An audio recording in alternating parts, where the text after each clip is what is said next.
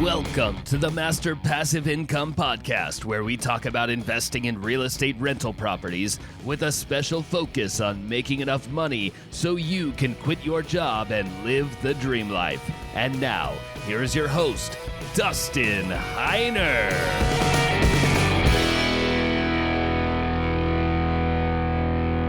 Hey guys, welcome to the Master Passive Income Show. My name is Dustin Heiner, and I'm here to help you learn how to quit that JOB, that just over broke job, by investing in real estate rental properties so you never, ever have to work a job again. Now, what I want to talk to you about is, as we're investors, we're investing all over the country. We're not investing right where we live. There is a need to actually rehab, repair, or fix up the properties that we buy without even seeing it. Now, I own 30 plus properties, and I want to say literally only one of the properties that I've owned, I saw it before I actually bought it, and I've literally only seen two of the properties out of all the properties that I own.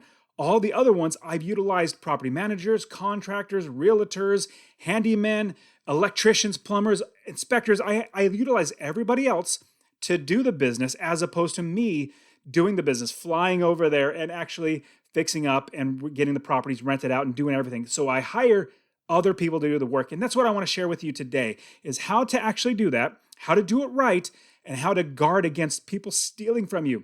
I can't tell you how many times I've heard stories of people paying for a job to be done and then the contractor walking away with the money. They might think that they did the job right, or they might have actually stolen the money, but the owner is actually out money and the property's not taken care of well.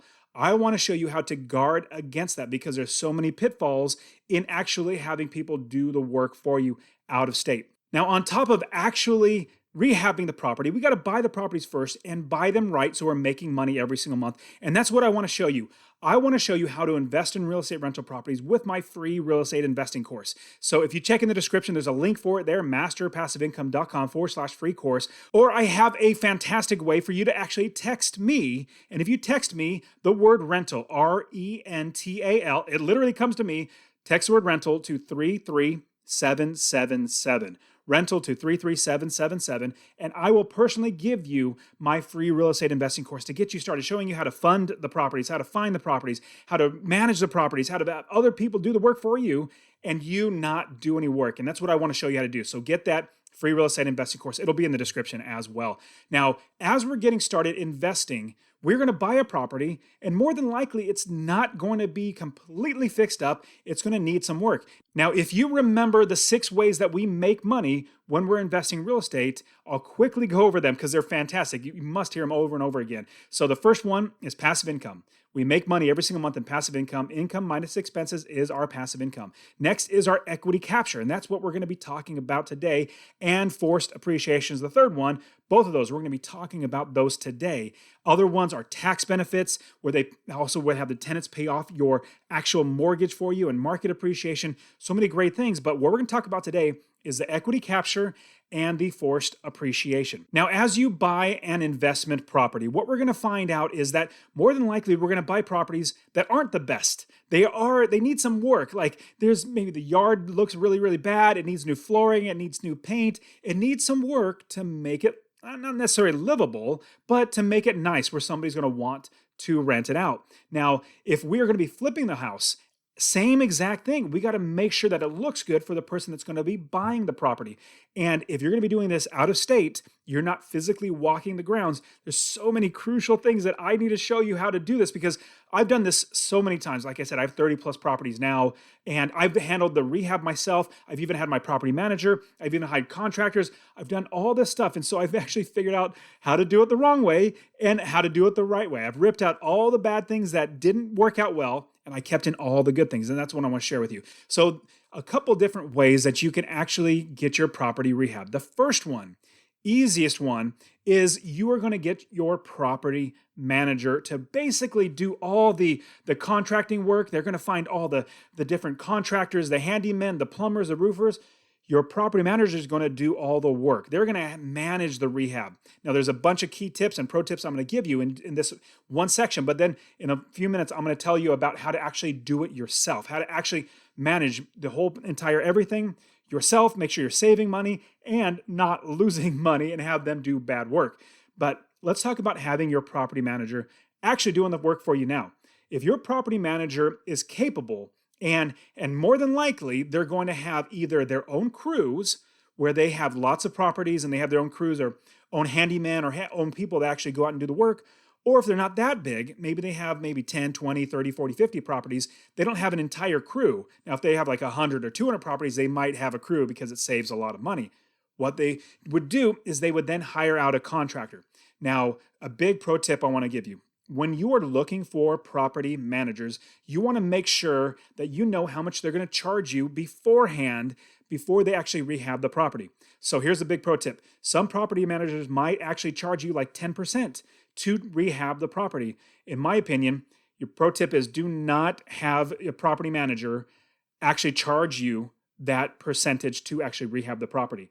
What they're getting paid for is to actually manage the property, and they're going to be paid monthly to just manage the property. This comes with, managing the contractors, managing the handyman. That comes with the entire management fee. They're going to be charging you at least 10%, if not more, for your properties. Now, what's going to happen is you're going to have some property managers, they're actually going to be asking you, hey, I require 10% on top of any work done on the property. I'm like, why do you need 10%? Only thing you're doing is managing it. You're making a couple phone calls. You're getting the quotes. You're going to go out there once or twice, once to make sure it's done right. And I'm telling you, all these things I'm actually rolling out for how they're supposed to do it. You're going to go out there one time to take pictures, and pictures are a big key thing. We'll get to that in just a minute. But you're going to take pictures. You're going to look at the property. You're going to walk through the contractor. You're going to make sure that they're ready. They know what to do. Then you're going to just make sure that they're getting it done. And you're going to go out one more time and actually take pictures, look at the entire work that they've done and see if they've actually done a good job. If they haven't done a good job, you better not be paying them. So that's what a property manager would do. Now, that's not a lot of work. They're not actually doing the work themselves. Now, if they are, they would get a quote or give you a quote for them doing the work. Completely understandable. Somebody needs to be paid to actually do the work. If it's a property manager or somebody else, totally fine. We just need to make sure that we get them paid. The one big pro tip, like I said, do not pay your property managers an extra amount on top of the monthly rental fee that they're going to charge you to do the rehabs or manage rehabs. I've had so many property managers ask that. In fact, a lot of my students, because I do one-on-one coaching with students, showing them how to do that, we go through the actual property management agreement and we cross out the fees we don't like. And we basically have them take that out of the contract. And remember, everything in this business is negotiable. Everything, even the property management agreement, even the lease agreement, whatever, it's all negotiable. So make sure you're negotiating to benefit you. We want them to also win as well, but we need to make sure you're definitely taken care of very, very well. Now, let's keep going down the process of having a property manager actually manage the property. As they're actually managing the property for you in the rehab, you always, here's a blanket everything for everything in the property, pictures. Pictures, pictures, pictures. And did I say pictures? Yes, absolutely pictures. You want your property manager giving you pictures. You want the contractor giving you pictures. You want the realtor, basically anybody that goes and looks at the property, ask them for pictures. The worst they can say is like if it's electrician that walks by and see, hey, I have a screen door that's done. Can you take a picture of that and send it to me? They might not do that, but of their own work, they absolutely must send you pictures, especially the property managers. You need to know beforehand and after. You need to see what's the problem with pictures because you need to verify that there's actually a problem. And again, don't have them do any work unless you actually verify there's a problem. They could steal from you if you don't do that. Trust me, I know from experience. But make sure there's a problem with pictures. And then after they get everything done, you then have them send you after pictures. So the property manager must send you before and after pictures if they're doing all the rehab. And even the contractor, hopefully you can get a hold of the contractor. You can actually ask them and talk to them. I also like to talk to the contractors that are working on my properties that the property managers are working with just to make sure everything's working out. I just like to have their number just in case. So you can ask your property manager and they should be able to give you that information as well. And if you are trusting your property manager to actually manage the property, this is a big deal. Like the property managers are quarterback. They're our star. They're the number one player on our team. If we don't have a good property manager, you might as well just throw away your business. Do not have a bad property manager. That being said, you absolutely should be trusting your property manager. So if you trust them already to manage a property, you should trust them to already fix up or rehab the property. Now let's talk about if you're going to do this yourself. If you are going to handle the rehab, the fixing up, the repairing of the property yourself, there's so much we got to go over. And a big thing about managing it yourself, there's two big things that I see. Number one, you're going to save a lot of money. You're not going to be hiring somebody that's actually going to be charging you money to actually manage the property. When I fixed up one of my properties in Houston, there was probably about $30,000 worth of work that I never even been to Texas before, never saw the property, managed the entire rehab, eventually got somebody in there, tenant in there, all that sort of stuff, did it all myself. I could have hired a contractor to literally do everything for me, but I was the contractor, so I pieced out everything. So there's two different ways you could do it when you're doing it on your own. Number one, you can have a contractor. You can hire a contractor, say, get this property all nice and pretty and get it the way it needs to be for a renter. The key words are rent ready. You want to get the property rent ready. That's the very, very crucial key word that you're going to need to know is rent ready.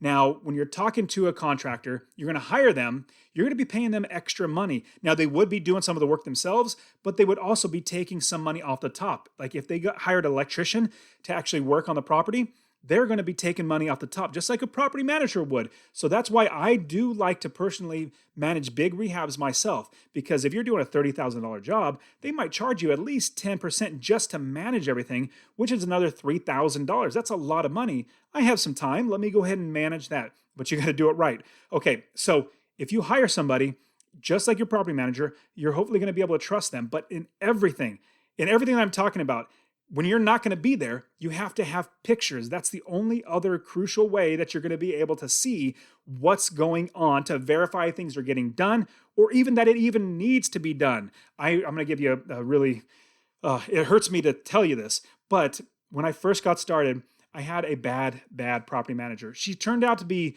really bad. In fact, she was stealing from me. It was that bad. And so what I found out was she charged me, I think it was $1,000, like $980 to replace a main line. Number one, I didn't approve it beforehand. That's a lot of money.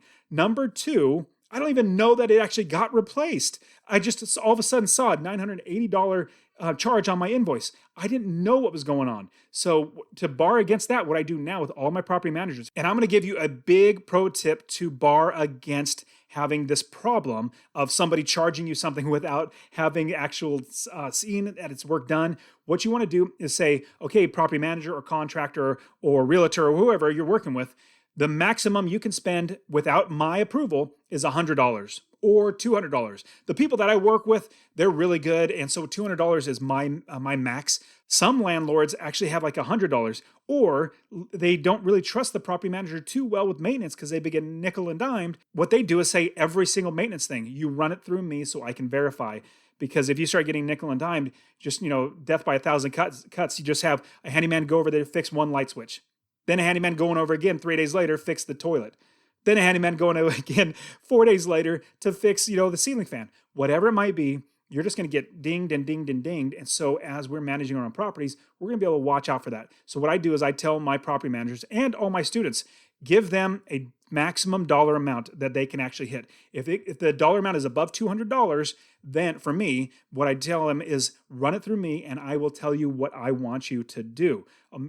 Have you get another quote or whatever it might be, which we'll go through in just a second. Okay, so as you're going this, if you're going to be hiring a contractor, just remember you're going to be paying a little bit extra money, but they're going to be overseeing everything. You're also going to be checking for reviews for contractors, property managers, plumbers, basically anybody that you hire. A good thing is to look at reviews. Reviews on Google, reviews on Yelp. Those are two great ways to find reviews on the people that you're going to be hiring, because you don't want to hire people who, number one, don't know what they're doing, but number two, have a bad reputation.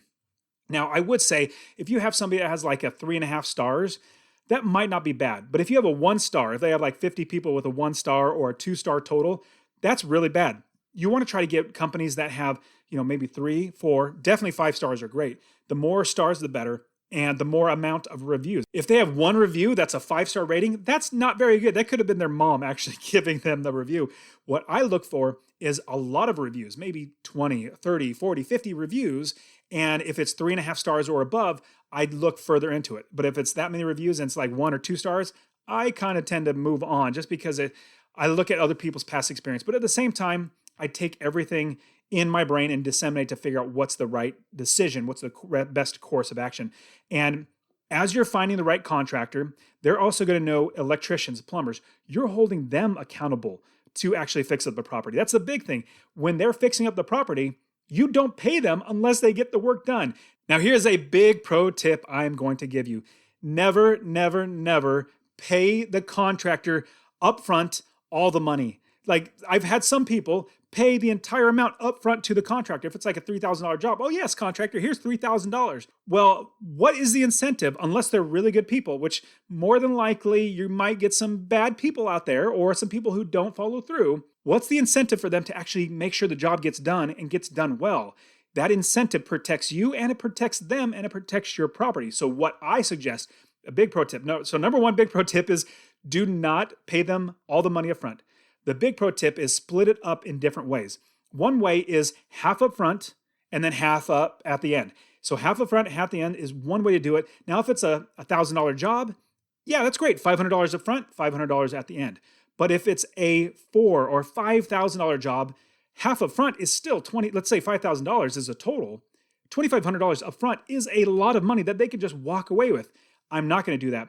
As the dollar amount gets bigger, I split up into either thirds or fourths or give them draws. And the reason why is because I want to pay them for the work that they've done, the work they're prepared to do in the beginning, and let them get paid as they go. That's the big thing is we want to obviously make sure that they're taken care of, but we don't want to get money stolen from us. We don't want to get the shaft. And so what we're going to do is if it's a normal job, that's like $3,000. What I always talk to all my contractors and everybody doing any work is said, I'll pay you in thirds. A third up front, a third, maybe 2/3 of the way through. So you'll get a lot of work done. And then 2/3, I will pay you another $1,000. And then once everything's done, I'll pay you the last $1,000. So you get $3,000 total. So that's a big pro tip. Never pay up all up front. And then also break it up into payments. The lower the payments that protect you, the better. But that's what you want to do. You want to work with a contractor, make sure that gets done. So that's a huge pro tip. I know so many people have lost so much money by doing this the wrong way, by just paying up front. You don't want to have that happen. So that's with contractors. Contractors are great because they're going to be taking care of the work for you. You're not going to have to think about it. Like the whole property, the thoughts of rehabbing, is it getting done? All that stuff is not on your plate. Now you're going to be paying extra money. What if you want to save an extra $5,000 by managing it yourself? I know for my property, the one specifically I'm thinking about in Houston, where I had like a $30,000, I even had I think it was a $15,000 septic system that I had to put in. If I had a $15,000 septic system and hired a contractor, they would have asked for 10% on top of that. That'd be what, $1,500 just to have another company put in a septic system. I was like, why would I pay some? I could do that. I'll just be calling them on the phone and making sure to get it done. Long story short, what I did was I saved myself at least $3,000 managing it myself, because like I said, it was a $30,000 job. With that $30,000 job, I was able to save $3,000 minimum because I managed it myself. Now, you also save money because you're piecing it out and you're giving a company a big lump sum for a certain project, like the septic system. Exact same thing. I paid them for the entire project. Or all the electrical. I hired an electrical company and had them do all the electrical all at once. So if you think about how you can break it up to save money, that's the best way to go. Now, let me help you out by giving you a huge pro tip before I go any further down managing the property yourself, managing the rehab yourself. This is the biggest pro tip outside of not paying everything up front. You don't want to do that. But here's a huge pro tip that I'm going to give you. You want as much information from other people, from many different sources as possible so that you can understand the big picture. If you just talk to one person and say, hey, electrician, did you do the work? Yes, I did. Okay, thank you. What if they lied to you? I'm not saying that they would, but what if they lied to you? You're stuck and it's going to be a big problem with this electrician not actually doing the work and you've already paid them. Here's the big pro tip. You want as many eyeballs on everything, checking each other's work as possible. Now, here's how it's going to work out. What you're going to do is every single person that enters into the property, you have them check on the other person's work. Not saying like, hey, Bob, the electrician, I want you to double check the plumber because he's a bad guy. No, don't even say like that. This is how you're going to say it. because the more information from other people, the better. And this is literally what happened to me. I had a sliding glass door, just one example. I had a sliding glass door that I had to replace. It wasn't opening well. It actually was broken and all that sort of stuff. And I needed to have it replaced. Well, I had a handyman or contractor, one of the two, actually put in, sorry. It was an entire sliding glass door company. So the company was supposedly good, but I wanted to check. They sent me pictures, which was great. They opened it up. They told me everything was good. Everything looked good. But what I did was I had two other people. There was a plumber that was going through there and an electrician going through there. I asked them both. I said, hey, Bill, the plumber, you're going to be going to the bathroom. Would you please open the sliding glass door and close it? Just get a quick eyeball, like take 2 seconds. Just look at it. Let me know that it's done. You don't have to take pictures or anything. If you could, that'd be great. But just let me know how it opens, if it's good work. And then calls me back. Hey, everything looks great. Sliding glass door is perfect, right? Fantastic. So I have a third party. I even tell the electrician, hey, Tom, electrician, would you please open the sliding glass door and close it and just let me know what you think? Tom calls me, hey, thing's awesome. Oh, great, perfect, thank you. I have 3 people, 2 verified what one person did. Now, at the same time, let's say, for instance, I had somebody outside working on the yard, and they're working on the yard, they're planting things or cleaning. I might talk to them and said, hey, I had a plumber go in there and, there was a problem with the toilet.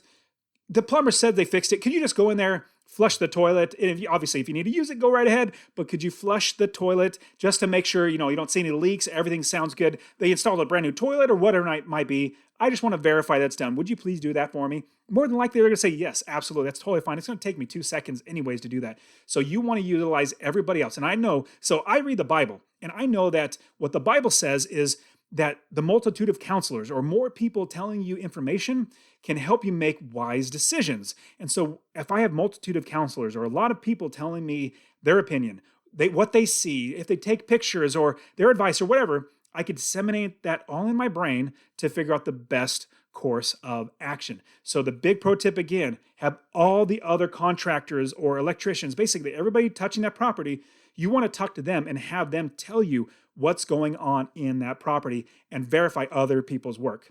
Now, when you are selecting different companies, like an electrician or a painter or something like that, what I strongly suggest is looking at their portfolio of work. Look at their portfolio for what they've done in the past, because past reputation is going to show what's going to happen in the future, most likely. If you show me that somebody has no portfolio of work, like they haven't ever painted anything, or at least they never show you what they painted in the past, I'm going to be less apt to actually hire them because I don't see what they've actually done in the past if I don't actually know what they've done. Another great tip is on top of their portfolio, usually they have a website. You can go look at the website and see what they've done and their past experience or what their past jobs were. Another one is getting references. A reference could either be calling up a personal reference of theirs, not a personal reference, calling up a business reference, somebody that they've already done work for, and just say, hey, one or 2 minutes of your time, how was Bill? How did he go? Okay, good. Oh, thank you very much. I appreciate it. Bye. Click. Super, super simple. But the references can also be Yelp and Google, those different companies that I've talked to you about already, and see what types of reviews they have, because you want to know exactly what they have done in the past, so that would hopefully dictate the future. Now, here's another thought. If you already know their work just by seeing everything they've done, then you can kind of example what it's going to happen in the future. Now, let me give you a specific example of this. So with my real estate and coaching that I do, I coach people one-on-one how to invest in real estate, from finding to buying to getting financing and managing the property and getting and making money, saving money, losing money. I teach them how to do all that stuff. I do get people that want to join with me one-on-one, and they ask the question, hey, Dustin, can I talk to one of your students to get a referral from you or from them about you? And I used to do that in the beginning. Honestly, I used to say, okay, let me talk to Chuck, or let me talk to Bill, and let me talk to Susie and get their number and see if they're okay with talking to you. I found out that it just was more of a hassle for my students. Now, here's the reason why I don't give out any more references anymore or have anybody call a current student, is because everybody listening to this podcast, everybody watching this on YouTube. So if you go to masterpassiveincome.com/YouTube, I have so much more content on how to do everything there for real estate investing. So all of my content, all of my books, literally everything that I do shows you Number one, I have experience. Number two, I've done it before. Number three, I know what I'm talking about. So because of all that combined, I can actually prove that I know what I'm talking about. Same thing with a contractor, same thing with a realtor, same thing with a plumber or electrician. If you can see what they've done in the past, if you can know what they've done, you can see their experience, then you can go with them. So the big thing I want to let you know is you want to go with companies that you can trust. You want to go with companies that are actually going to get the job done, not that are the cheapest. And trust me, I've actually hired the cheapest, and I'll give you a bad story about that. So I hired a handyman who said, oh yes, I can do flooring, I could do electrician or electrical work, I could do plumbing, I could do X, Y, and Z, I could do all this sort of stuff. And he gave me a good price. Turns out he had no clue. Well, he absolutely did not have any clue what he's doing. So he bought the wrong stuff. So imagine laminate flooring, the lock-in laminate flooring. Looks like wood, but it's not real wood. I told him that's the type of flooring that I want inside the property.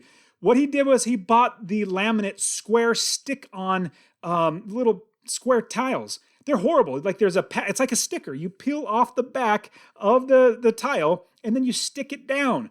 Those are the worst thing. And a big pro tip, never ever use those. Those will literally look horrible and actually have to cost you money to replace them. So this guy bought, number one, used my money to buy that junk.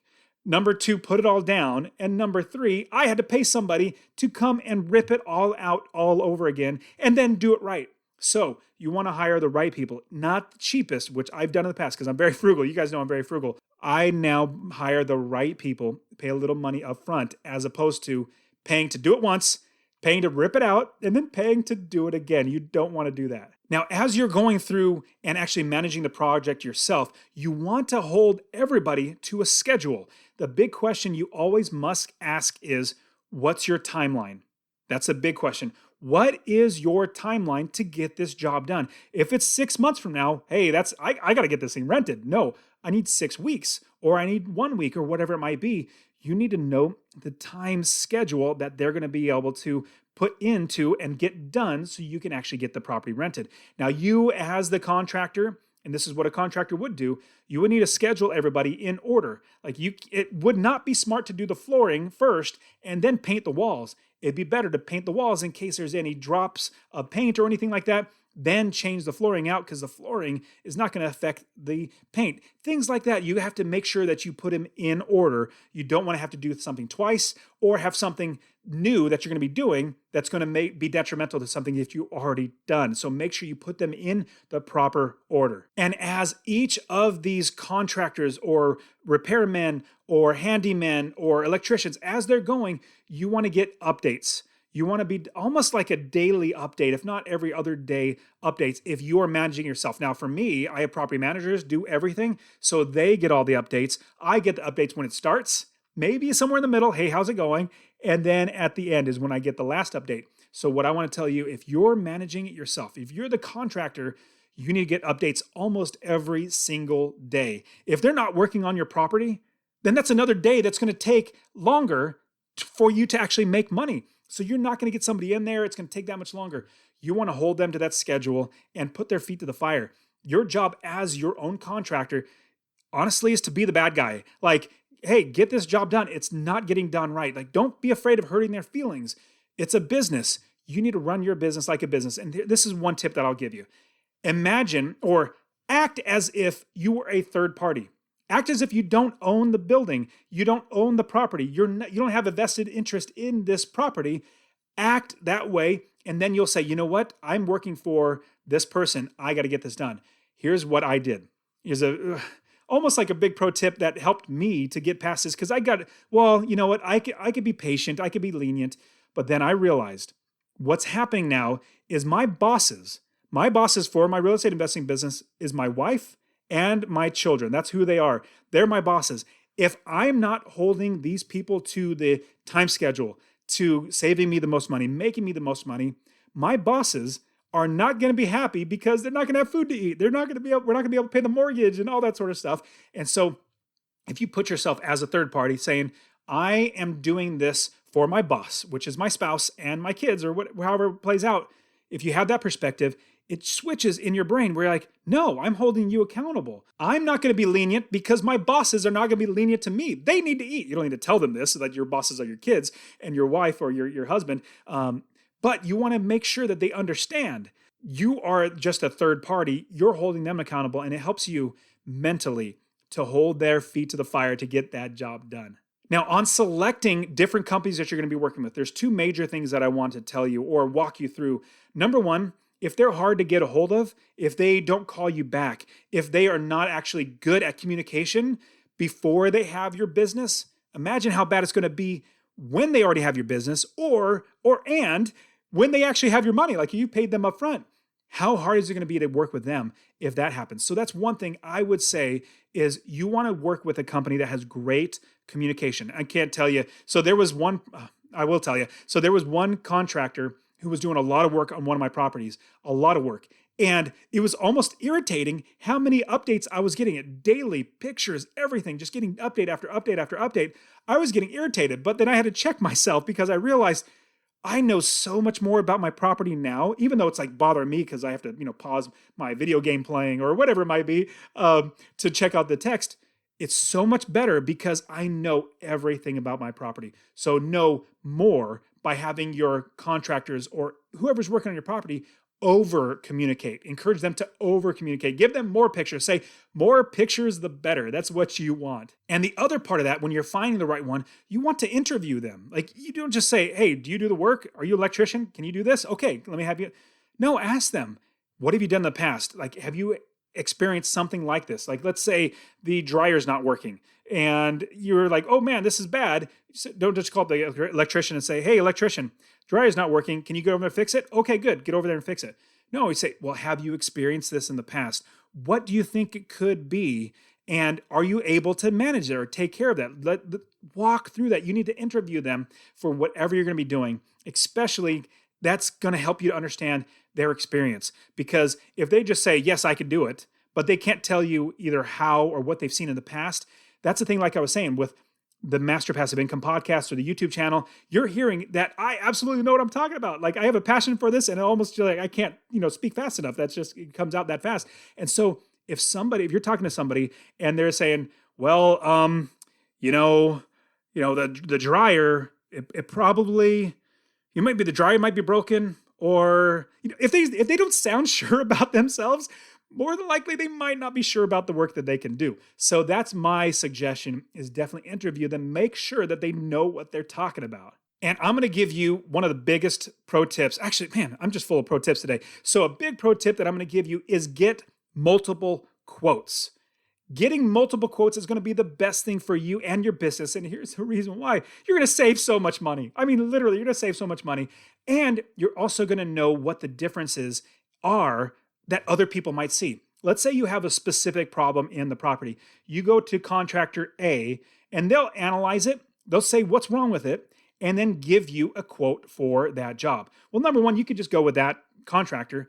But if you get two other contractors, so three total, looking at the property and giving you a quote, some might catch things that the others didn't. You might have a better quote over here. You might be able to piece out and say, hey, this contractor said there's 15 things that need to get done. This contractor said there's 12. This contractor said there's 20 things to get done. You can pick and choose, and you have a better perception of what's wrong with the property. So get multiple quotes. So you're going to save a load of money. You're going to know more about the property, and then you can even piece it out. Let's say you had the 3 different contractors. You can have 1 through 6 with one contractor, 7 through 10 with another contractor, and the rest with a third contractor. You can absolutely do that. You do not have to actually, go with only one contractor. And so as you're going through this entire process of rehabbing the property, make sure you're guarding yourself every single step of the way. Make sure that you're not going to actually have these pitfalls of paying up front and losing money because they don't do the work, or they do the work poorly. I've had so many different students actually get poor work done because they didn't follow this process. We need to follow this process. I've even fell into this, and this is how I figured it out. I've lost so much money. Now, you guys are fantastic. I really, really appreciate you to be here with the Master Passive Income Show. I hope that you subscribe. I hope that you just share this with one person and give me a thumbs up or give me a star rating. I really, really appreciate you guys to be here. You guys are fantastic. Get out there, start investing. Don't forget my free real estate investing course. Text the word rental to 33777. I want to show you how to start investing. All right, guys, you take care of yourselves. I'll see you next time.